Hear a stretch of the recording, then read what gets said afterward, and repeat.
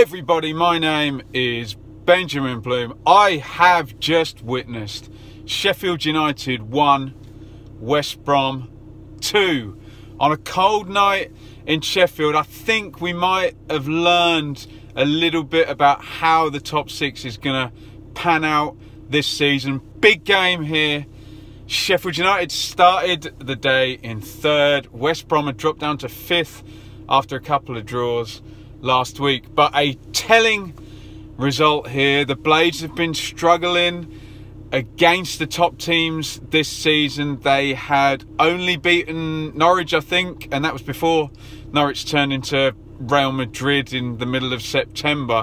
So really big result here, big away win for West Brom. Here is what happened. Sheffield United lining up. They went for their 3-5-2. We knew that Duffy and Sharp had been rested from the game against Reading last week. So a familiar looking team. Henderson in goal, Basham, Egan, O'Connell, the three centre backs, Stevens left wing back, Baldock right wing back, Norwood is the deep line playmaker, Fleck, and then Duffy in the kind of roam and attacking midfield position, McGoldrick, Billy Sharp up front.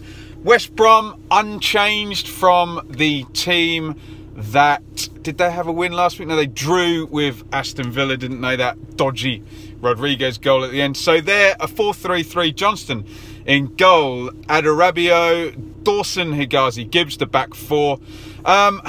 Livermore and Barry kind of both rotating, sitting. It's normally just Livermore. I haven't seen them play with Barry in there. Phillips a bit more mobile in midfield. Gale, Rodriguez and Barnes up front. So Gale to the right, Barnes to the left, Rodriguez down the middle. Off we go into the first half. Good start from Sheffield United. Duffy on the ball a lot right from the word go. He gets into the left corner of the box. This is the first chance. He brings it in on his right foot. It's a curler, it's a cross shot. It's going in, I think. And Johnston tips that one around the post from the resultant corner. Egan climbs well. He wins the ball, but he was never gonna get that direct on goal. This is something that you have to realise when you play West Brom. Winning stuff in the air against Higazi and Dawson is not easy. Very strong championship centre halves, those two. Stevens down the left into the box, crosses low near post. McGoldrick arriving on the near post, makes the right run, can't get a yard on those West Brom defenders, and he's blocked out from 3 yards out. Phillips, he does well. His cross deflects, kind of spins towards Henderson. Henderson spills it a little bit. Gale straight in and pouncing there. Nothing doing though for him. Horrible split centre half goal kick fail here from Johnston. Tries to play the ball into the centre midfield. It's snaffled up by a very good Blades press. Onto McGoldrick, drives to the corner of the box, hits it low, right-footed. We've said before on here, he doesn't have the power in his shot. He used to after all these injuries, and it's pushed away by Johnston. Stevens again down the left, low cross from McGoldrick, and Higazi gets there first. They're having a field day. Really, the cover is going to come from, the cover for Adarabio is going to come from Phillips, and non-existent when Dwight Gale plays on the right there. Stevens was coming forward. Duffy gravitates over to the left. McGoldrick moved over, and poor Adarabio had a horrible first half. And on 12 minutes, the Blades take the lead. Very well deserved. It's funny because it's West Brom just step out for a minute for a counter-attack, and it's Barnes on the left wing. He's in a one-on-one, and they snap into the tackle there, and the counter-attack then turns into a Blades counter-attack. It's pushed on to Duffy, who'd had this great start. He moves forward, so they've broken the press now. Duffy's about halfway. He's on the right-hand side this time. They've moved across. He slides it, slide rule pass, to the side of the centre halves. McGoldrick in space there. He gets a good first touch. He gets in behind. He's now bearing down on goal. Centre half, Fingers Higazi can't touch him. He's in on goal. We've questioned his finishing, but he puts this one away into the corner. 12 minutes gone. Sheffield United in the lead. McGoldrick goal, Duffy assist. The world is good if you're a Blade. Everything is working beautiful. Can you now go on and assert yourself further on the game. Stevens and Duffy causing loads of problems again down the left on 17. Duffy beats Adarabioyo into the box. He drives it towards the near post. Johnston makes the save, just takes a nick off Adarabioyo's foot there. On 20, Stevens and Norwood combine. Norwood, did you know what? The first sort of 20 minutes, Duffy was playing so well, I barely noticed Norwood was playing. Everything was happening 20 yards further forward. That's not anything against Norwood, but the game was operating all in West Brom's defensive third here. It's into McGoldrick, left corner of the box, right-footed. His confidence is up, but his technique for once lets him down. He goes for the curler, balloons that one over. I've put here 20 minutes, Blades now totally dominant and Duffy pretty much running the game here. Quick mention on 23 for one of the best passes I've seen all season. This is a right foot slice, diagonal 60-yard ball from the deep line midfield position from Duffy to play sharp in behind the defence. Just one of those moments where you just sit for a second and stop and just clap. A beautiful piece of technique from Norwood. So my point being, all of the Sheffield United, the big flair players through that team, all playing well at the same time. Norwood, Duffy, McGoldrick. When that happens, Sheffield United look very, very good. 30 minutes, West Brom moved the ball and have some threat for the first time in the game. Norwood has to make the tactical foul on Barnes. Free kick's about, I don't know, it's a long way out, over 30 yards probably. Barnes takes it right foot, curls wide. Back come the Blades though, moving down the right. Norwood cross to McGoldrick. He gets a toe on it. It looks like he shouldn't get there, but he kind of sticks his foot around the defender and just pokes it through to Johnson. Phillips does well to win a corner this time, and it's an old school Darren Anderton to Teddy Sheringham for you 90s football fans like me. It goes low. I think it's Gale who smashes the shot in. Looks like it's going goalwards, and there's enough bodies there to stop that, and the Blades win a free kick to get away with that. Right, here comes now the key 2-minute period of the game, because you're going to get a brilliant chance for Sheffield United, and then West Brom are going to equalise against the run of play. This 2 minutes goes differently. The whole evening goes differently. Duffy again forward. It's O'Connell this time. You know, we get these marauding Sheffield United wingbacks. He's on the overlap, so Duffy's moving in towards the edge of the penalty area. O'Connell overlaps him. Duffy plays it through. It's a decent ball. O'Connell is going to take it. He's got to hit it first time. McGoldrick and Sharp both in the 6-yard box. It's an open goal, a tap in for either of them. He hits the cross first time. It must just take a toe off the West Brom defender and goes pretty much the only place where neither of those two forwards, Sharp and McGoldrick, are going to tap it in. Great opportunity, great moment, and then, as I say, totally against the run of play. It's been all Sheffield United. No clear chances other than that short corner created by West Brom, and they get the equaliser on 40 minutes. And I said this in my preview video, it was always going to be high quality forward players who are not likely to need many chances in West Brom against a good team, but, you know, and no disrespect, but lesser players. This is another case of Championship haves versus have-nots. Ex-Premier League players here, and they do the business. And I can't believe I'm going to say this, Norwood gives the ball away. That's the genesis of this goal. It's then fed immediately. They swallow it up to the left wing to Barnes. It's into Barnes, and what about this for a first touch?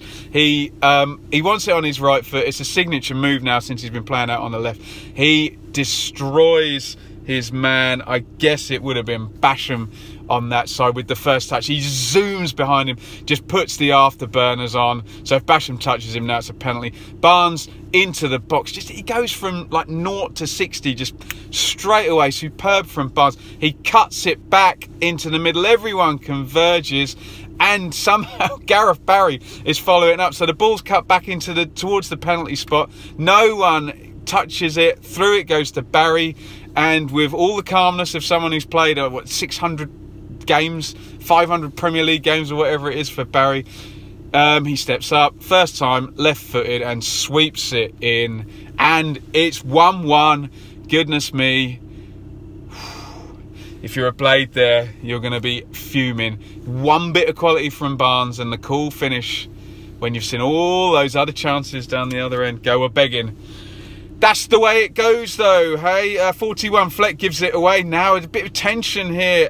Phillips has got it in the 10 position. He shoots low. Henderson pushes it away. Adarabio has another moment here. He gets in a muddle. Sharp goes into the box. Doesn't have the acceleration to streak away from him and hits his shot into the side netting. Wow, half-time. Sheffield United really could have been 2 goals up and probably should have gone in 2 goals up from that half. They were really good. Duffy was at it, Norwood was at it, McGoldrick was at it, everybody else supporting, but they just lacked the quality that you see these West Brom players have. I don't want to single out Stevens, but down that left 3 or 4 times, if Stevens delivers a better ball, there's tap-ins, there's easy goals there. I know he does a great job getting up and down, but that was where the chances kind of broke down, I think. And then up steps Harvey Barnes. He's having a great season. One bit of quality acceleration gets that assist for Barry. And you go in half-time in a game where you definitely should be winning and probably should be winning by 2. But it's 1-1. Real sucker punch psychologically as well, because out we come for the second half. No changes from Darren Moore, and we can see how it plays out in the second half. He's obviously told them, look, play your game now, because Sheffield United dominated, but they needed to change the tempo, and that's what they did. They dictate composed start from the Baggies on 49. Gale crosses in from the right. Good claim by Rodriguez. Good climb, sorry. But he's a long way out. He gets too much height on the head. He's just trying to generate the power.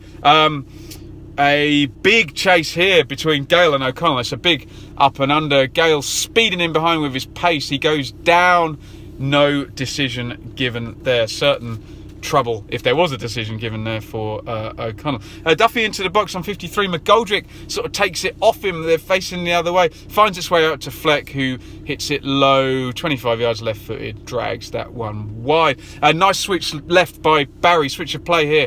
Rodriguez into Barnes in the box. It's a low ball in. It's a good touch. Takes his man out again with the first touch. Barnes hits the shot. It's goalwards and it's blocked out. But the warning signs are now there. And the real tactic here from West Brom is that Barry and Livermore are going to slow everything down. They're going to play through them every time they get the ball. Put the Blades back in their press. They're going to try and play through, which they were capable of doing. And they dominated the ball way more. They didn't have the ball barely in the first half, but they did in the second half. Coots comes in for Fleck. Fleck does... I know Sheffield United fans, you love Fleck. He does seem to be a bit of a spare wheel in that midfield with the talent he's got. When Duffy's doing the number 10 stuff and Norwood's doing the playmaker stuff, he's not the main guy that I saw last season there. A big chance on the counter on 62. Ball forward. O'Connell, he climbs up. He doesn't win it. Now it's fed to Gale, who's careering down the right-hand side. Covering defender must be Egan. Goes across. Gale puts it across into the box first time. It's a bouncing ball. Barnes does pretty well to control it, but Henderson makes sure that if his first touch isn't perfect, he's not going to score. He swivels his body, he's moving in on goal. Henderson comes careering out. Barnes tries to poke it over him, but Henderson does force the issue here by being out so quickly. He's got no time and space. He has to put more power on the dink than he wants. Henderson gets something on it, and over it goes. Big chance there. On 62, I think Egan got booked somehow. I don't know what that was for. 65, great 1-2 here. Rodriguez now in a great position. He beats Egan. He's coming in towards the D. He's got time. Goes for power here and puts too much on it and smashes it over. Good position for a player of Rodriguez quality. You can see where it's going. Wilder is thinking about what to do. He's starting to get Connor Washington ready. West Brom are dictating this game now, but before Chris Wilder can make the substitution, the winning goal goes in, and it's 2-1 to West Brom. And it's Harvey Barnes in the centre of it. Again, it goes down the right wing, and I have to say Egan doesn't cover himself in glory here. He's moved out from his rooted middle of the three centre-back positions. Phillips has gone down the right. Phillips is going to try and take him on, as he always does with those long legs. He goes right towards the corner flag, tries to put the cross in. Egan blocks it, but he commits himself. He's on the floor. Phillips doesn't go down. Phillips then moves away. He's now got time. Egan's out of the game. He puts the cross in. There's covering defenders back. Goes to Barnes in the middle of the goal. Barnes, great first touch, and what I can only describe as a side of the foot flick over his shoulder into the blind area, into the space where Kieran Gibbs is following up. It's typical West Brom. Same with the first goal. They're following up. They're running onto this because the moves are done so quickly. 1 or 2 touch. You can't get men back. Gibbs runs onto it. He's cornered the 6-yard box, so 7 yards out. Comes in, hits it first time. No chance for Henderson. He's just got to keep it down, hit the target, and it is 2-1 to West Brom. They've come from behind and now they have the lead. Goodness me. Wilder gets to make the substitution now. So 76 minutes. Washington comes in for Duffy. Sorry, man with a beer. Thought I was a taxi. Joy, leave me alone. Where do we get to? Washington comes on for Duffy, and it's 3 up front basically. So Wilder, bit of desperation, get as many forwards as you can on the pitch. Sharp in the middle, McGoldrick one side, Washington to the other. Bodies in the box does work for one chance. It's a great chance on 79, but Sharp is a bit cold here. It goes into the box, I think, from Baldock on the right hand side, headed clear, falls to Sharp. He's about 15 yards out and he blasts it over with the right foot. He wasn't really in the game, and you have to go cold there and put that one in. So good chance, could have got the equaliser, but wasn't really happening there.